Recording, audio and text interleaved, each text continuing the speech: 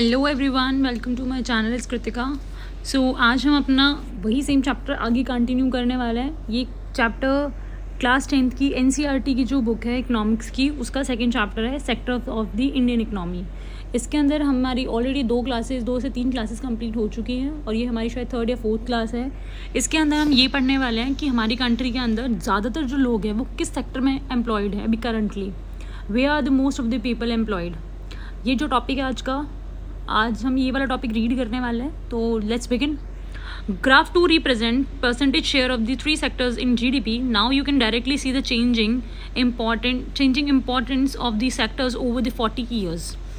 Why didn't similar shift out the primary sector happen in the case of employment? It is because not enough jobs were created in the secondary and tertiary sector. अब ऊपर एक graph है, देख लेते हैं। ये जो graph आपको दिया हुआ है, इस ग्राफ के अंदर आपको दिख रहा होगा कि 1973-74 के अंदर जो एग्रीकल्चर सेक्टर था यानी कि प्राइमरी सेक्टर है, उसके अंदर जो लोग एम्प्लॉयड थे वो काफ़ी ज़्यादा थे पहले।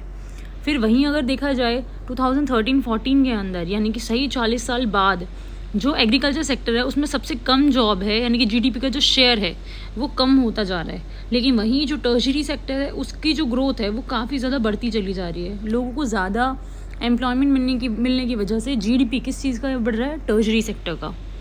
ठीक है। It is because now enough job created in the secondary and tertiary sector even through industrial output of the production of goods went up by more than 9 times during the period. Employment in the industry went up by around 3 times. The same applies to the tertiary sector as well. While production in the service sector rose by 14 times, employment in the service sector rose around 5 times. अब देखो, हम लोग ये देखते हैं कि जो production वाला सेक्टर है यानी कि हमारा सेकेंडरी सेक्टर जो है उसमें प्रोडक्शन बहुत ज़्यादा यानी कि रैपिड प्रोडक्शन होने की वजह से क्या हो रहा है, लोगों को एम्प्लॉयमेंट ज़्यादा मिल रही है। इसी लोग क्या कर रहे हैं, इसलिए लोग एग्रीकल्चर वाले सेक्टर से शिफ्ट होकर किधर जा रहे हैं?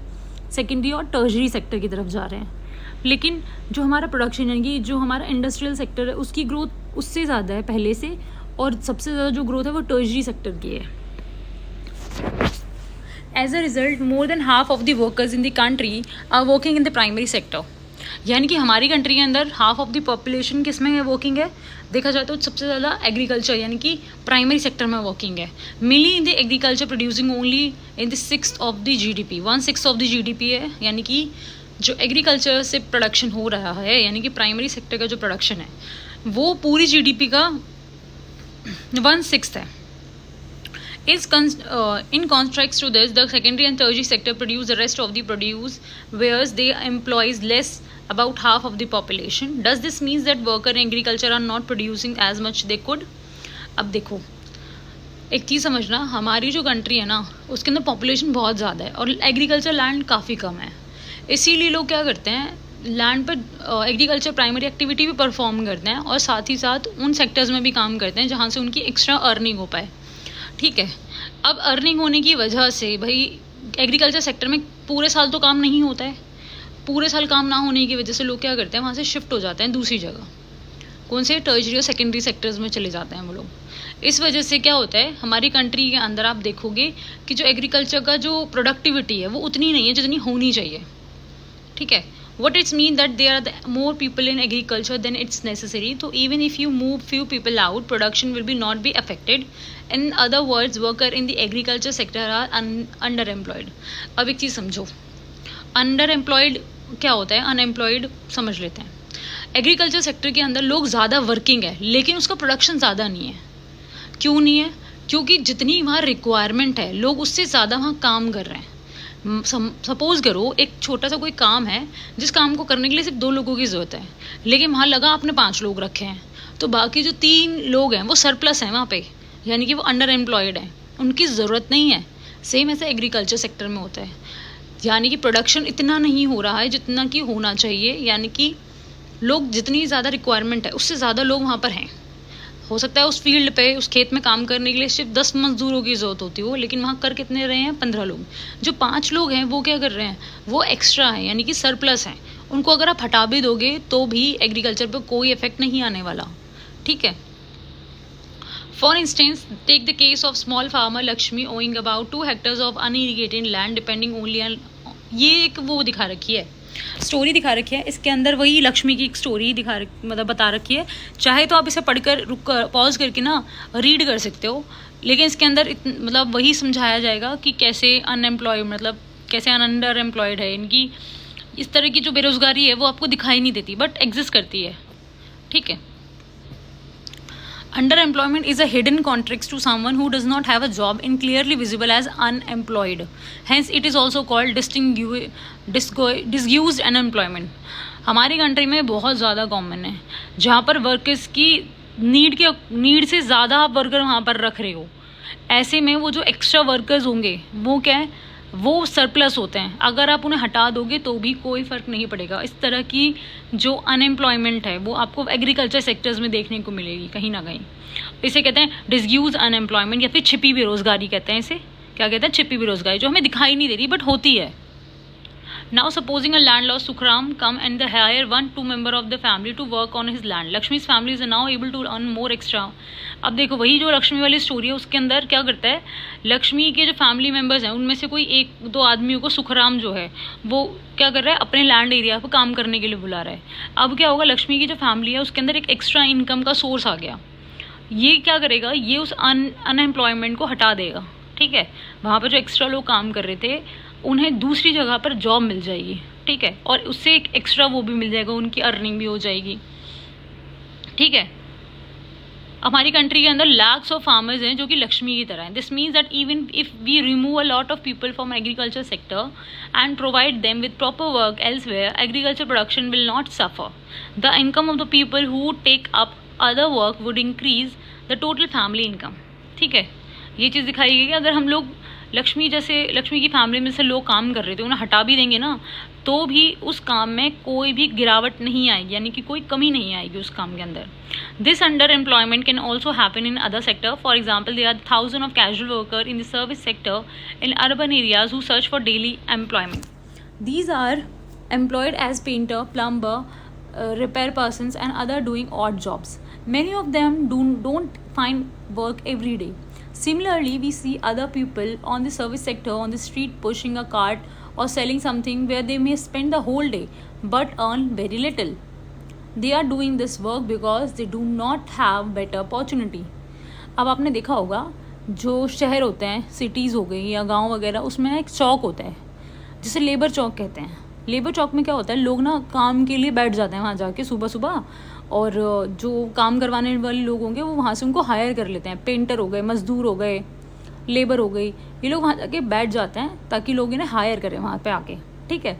फिर उसके बाद आपने गली में बेचने वाले सामान वगैरह बेचने वाले लोगों को देखा होगा जो रेहड़ी पर सामान लगा के जगह जगह बेचते हैं, ठीक है।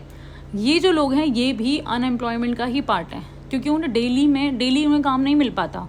आज काम मिला तो उनका काम बन गया, उनको उनकी दिहाड़ी मिल गई, यानी कि उनके वेजेस मिल गए। फिर वहीं जो गली में कार्ट पर सामान बेच रहा है, हो सकता है उसको एक दिन बहुत ज़्यादा मुनाफा हो जाए और एक दिन उसकी कुछ भी बिक्री ना हो। तो ये भी हमारी कंट्री का ही एक अनएम्प्लॉयमेंट का पार्ट ही है। क्यों, उनकी जो प्रोडक्टिविटी होनी चाहिए उसके अकॉर्डिंग वो कुछ भी नहीं कमा रहे हैं। मतलब एज अ ह्यूमन रिसोर्स काम करना चाहिए बट ऐसा नहीं है।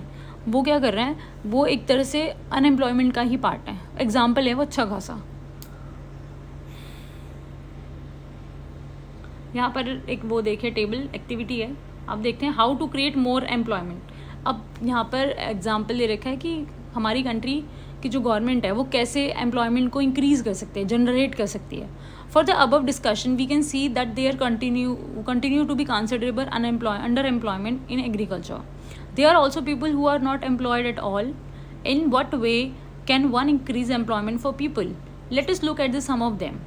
अब हमने जो ऊपर स्टोरीज पढ़ी हैं उसके अकॉर्डिंग हम ये देखते हैं कि एग्रीकल्चर सेक्टर के अंदर अंडर एम्प्लॉयमेंट है।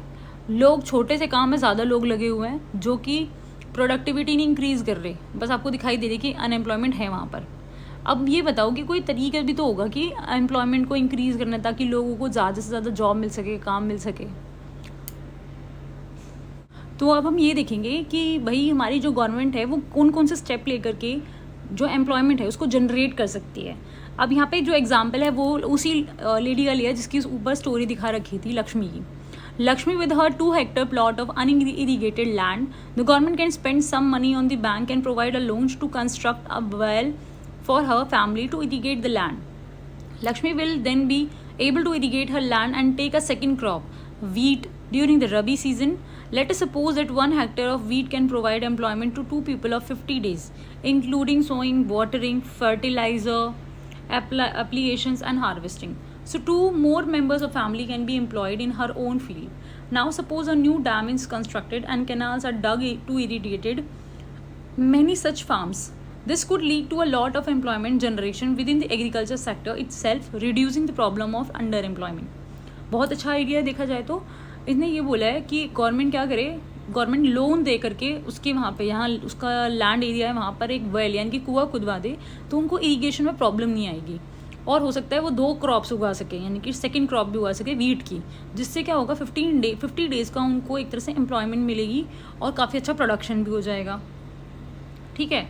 और हो सके तो गवर्नमेंट क्या करे, वहाँ पर एक डैम कंस्ट्रक्ट करवा दे और इरिगेशन के लिए छोटी छोटी कैनाल्स को बनवा दिया जाए. इससे क्या होगा, इससे एम्प्लॉयमेंट जनरेट होगा. ठीक है. और जो प्रॉब्लम है अंडर एम्प्लॉयमेंट की वो रिड्यूस हो जाएगी इससे. Now suppose Lakshmi and other farmers produce much more than before, they would also need to sell some of this.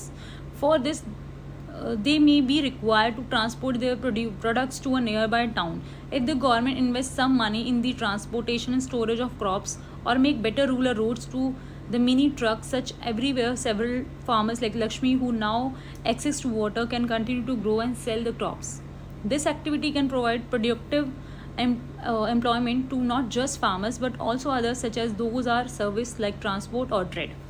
अब एक और चीज़ है, गवर्नमेंट को कुछ ऐसी स्कीम्स लगानी चाहिए, ऐसी प्लान्स बनाने चाहिए कि जो लक्ष्मी जैसे फार्मर्स प्रोड्यूस कर रहे हैं उसे मंडी में ले जाकर बेचने के लिए ट्रांसपोर्टेशन सर्विसेज मिल जाए. अब ट्रांसपोर्टेशन सर्विसेज अगर गवर्नमेंट प्रोवाइड करी है तो हो सकता है कुछ लोगों को ड्राइवर की जॉब भी मिलेगी. जो ट्रक है उससे क्या होगा, कुछ सर्विसेज बढ़ेंगी. इससे क्या होगा, आसपास के कुछ लोगों को और ज़्यादा जॉब्स मिलेगी. इसीलिए गवर्नमेंट को ऐसी बहुत सारी स्कीम्स चलानी चाहिए जिससे कि लोगों को एम्प्लॉयमेंट मिले, लोगों का वेलफेयर हो. ठीक है. अब यहाँ पर है आगे ये पूरा का पूरा वही सारी चीज़ें दिखा रखी हैं कि कैसे कैसे हमारी जो गवर्नमेंट है वो कैसे कैसे क्या करती है और एम्प्लॉयमेंट को जनरेट करती है. यहाँ पर लिखा है another way by which can tackle the problems to identify, promote and locate industries and services in semi rural areas where large number of people may be employed. For instance, suppose many farmers decide to grow arhar, chickpea, pulses crops, setting up a dal mill to produce a process these sell in the cities. In one such example, हो सकता है government जो है लोगों को क्या करे, एक आइडिया दे इस चीज़ का कि वो उन तरह की चीज़ों को अपने खेतों में उगाएं जो सेमी मतलब एराइड है, जैसे कि पल्सेस को उगाना, हर तरीके से छोले हो गए, दाल हो गई. फिर वो जो दालें हैं वो मिल्स में जाकर बेचो. मिल्स में बेचने से क्या होगा, उनको फ़ायदा होगा कहीं ना कहीं.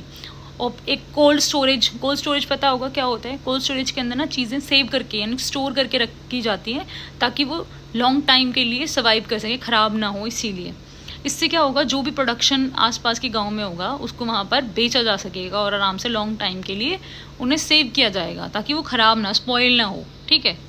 इस तरह की जो चीज़ें होंगी ये सारी चीज़ें एम्प्लॉयमेंट जनरेट करने के काम भी आएंगी और जो क्रॉप्स हैं उनको स्पॉइल होने से भी बचाते हैं. ठीक है. आगे देख लेते हैं क्या है यहाँ पर. जो आगे का जो टॉपिक है, देखो आपको ये जो आगे का टॉपिक है वो कल हम नेक्स्ट क्लास में कवर करेंगे. ठीक है. सो आज के लिए हम इतना ही करने वाले हैं. अगर आपको यहाँ तक चैप्टर समझ आया हो और आपको वीडियो अच्छी लगी हो तो प्लीज़ अपने उन दोस्तों के साथ ज़रूर शेयर करो जो कि 10th क्लास में हैं. ठीक है. उनकी साइड बाय साइड एक रिवीजन हो जाएगी. क्लास में तो उनकी टीचर्स पढ़ाते ही हैं उन्हें, यहाँ उनकी एक रिवीजन भी हो जाएगी. सो आई होप आपकी वीडियो अच्छी लगी होगी. तो लाइक, कमेंट, सब्सक्राइब ज़रूर करें. Thank you so much. Bye bye.